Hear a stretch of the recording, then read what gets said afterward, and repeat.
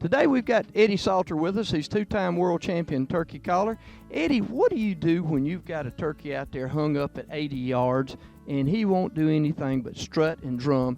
How do you make him come that extra 40 yards that you need or 50 yards that you need to put a shot on? Well, John, a lot of times I've asked the good Lord, where they make guns called drilling, where you can put a rifle bullet up there and you kill one at 200 yards. I said, man, I wished I had one of them a lot of times. But but no, all jokes aside, I got to get you laughing, man.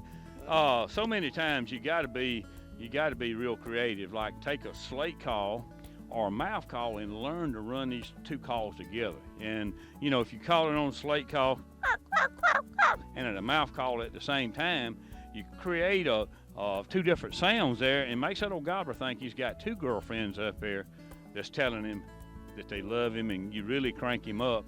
And then you get him fired up, and then you maybe back away from him and maybe start calling to him real soft. And so many times I've had the turkey just gobbling right there, and I'd ease my hand down and kick the leaves and sound like an old turkey had went from telling him that they loved him, now they want to start feeding on him.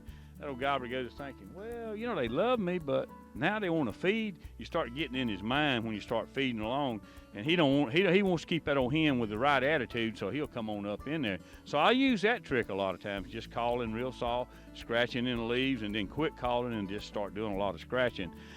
But sometimes, John, is so many times that turkeys will not come. It's like they run into a wall. And then that's where you might want to look at a crow call also.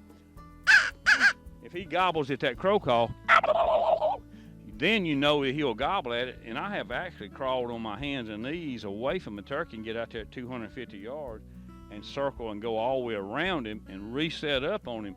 It may be that he wants to come, but maybe he's got a boundary there that the last time he crossed that boundary, old big boy up here, that he's scared it's going to start gobbling, it's going to come in and knock his feathers out of his back.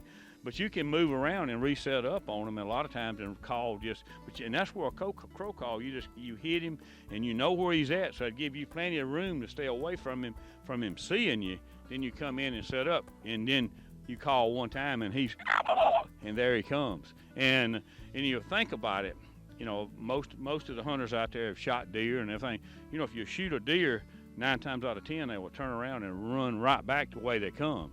And that's because they've already traveled that route. They know everything's safe and calm. Same way with that turkey. He's already been through there. And there's no way to get exactly, but if you can get pretty close, you'll be a lot more successful.